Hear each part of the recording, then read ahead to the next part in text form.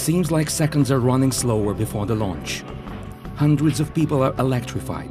Zenit launch vehicle is standing still waiting. Years of hard work are left behind, and here is the launch.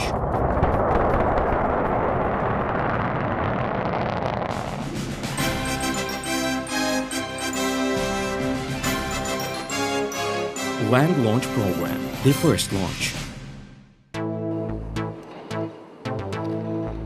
Zenit's development started in 1976 at the Yuzhny Design Office named after academician Mikhail Yangel. Originally, the rocket was supposed to be a component for Buran reusable rocket space transport system. Way back in the 1980s, Zenit was considered for manned missions. Two metal towers standing above the ground, which were called birdhouses due to their appearance, belonged to that age. The birdhouses, which were supposed to be used for cosmonauts boarding, are still near the pad. Exactly this environment-friendly vehicle was intended for the delivery of cosmonauts to the International Space Station. The flight test commenced on April 12, 1985, a day to remember for all cosmonauts. It was the time when the construction of assembly and test building and this launch pad began. In December 1987, the vehicle was commissioned. It took 8 years to create a brand new engine for Zenit. It became the most powerful one around. This engine was used in non-expandable Energia Buran launcher. We aim to bring all the advanced technologies taken from all industries to this launch system. Rocket technology, space industry accumulates all the best we had up to the moment of creation of this system. The Zenit launch vehicle's lead manufacturer is Yuzhny Machine Building Production Association in Dnipropetrovsk, Ukraine. Even though the vehicle is Ukrainian in origin, in fact, it's a joint Russian-Ukrainian project. More than half of subcontractors are Russian companies. The main idea is to save the launch vehicle for the future, for both Russia and Ukraine, who never divided here. March 27, 1999 was the first time in space exploration history that a spacecraft was launched from the Odyssey sea-based platform. From this moment on, it was the beginning of the immense international sea launch program, which brings the United States together with Russia, Ukraine, and Norway. It has been very successfully launching large communication satellites from the Pacific Ocean for the last 9 years. Sea launch was an unbelievable success. Within the framework of this program, we'll launch various satellites up to 5 tons or more from waters of the Pacific Ocean. In addition, launching on the equator is a way to launch this very heavy rocket with complete safety to all unrelated persons. There's no ships, no planes, no cities, no people anywhere around. And because the ocean is, there's no islands or any land downrange, there's no need to design the mission with any drop zone constraints for the stages. And of course, it should be mentioned that the Zenit and the Block DM both employ environmentally friendly propellants, so there's no damage of any kind to the marine environment.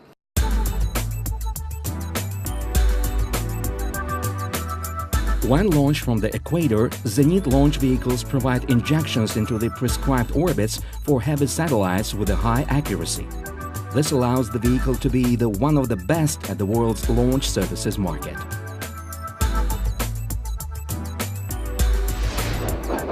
In 2002, considering a tough competition in development of medium-class geostationary satellites suitable to be launched from the Baikonur, Sea Launch became very active in establishing legal and financial issues of land launch program. By that time, these activities were carried out under the auspices of Roscosmos. Also, to support activities on behalf of all Russian and Ukrainian program participants and interface with Sea Launch Company and launch services customers, a joint venture, Space International Services, was founded.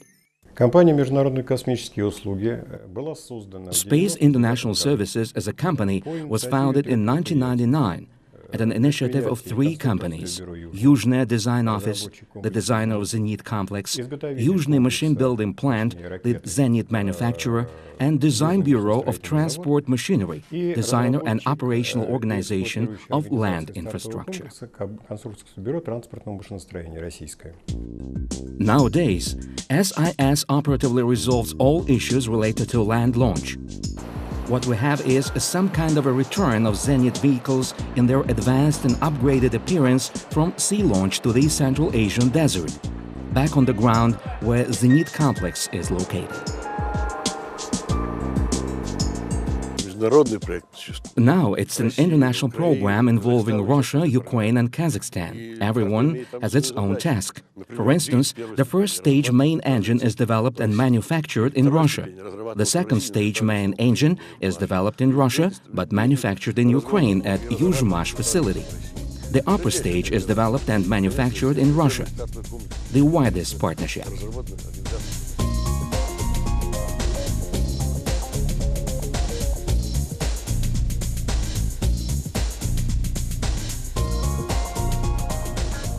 The most significant work has been done on the ground segment upgrades. It was fully replaced. Baikonur launch site is the cradle of Zenit. It's the place where its first launch took place. Originally, Zenit was a 2-stage vehicle. It injected scientific and military purpose satellites in space. It became a 3-stage vehicle on sea launch though. Now, an absolutely new upgraded Zenit 3 SLB is back to its original belonging. Sea launch, and it's the perfect launch vehicle for launching medium-sized satellites to geosynchronous or geostationary orbit. A contract with an Israeli company on the commercial launch under Land Launch Program was executed on November 17, 2005. By the end of the year, the integrated tests of all equipment in assembly and test building and launch complex have been completed. On June 29, 2007, a successful launch of Zenit M launch vehicle and Cosmos series spacecraft took place. It was a unique marriage between the 2-stage and 3-stage launcher that was manufactured in a single pattern. This successful launch became an important milestone on the way to the finalization of Zenit M launch complex. There are not many vehicles capable of inserting a spacecraft into a geostationary orbit. One should have a powerful vehicle, and Zenit is just the ticket.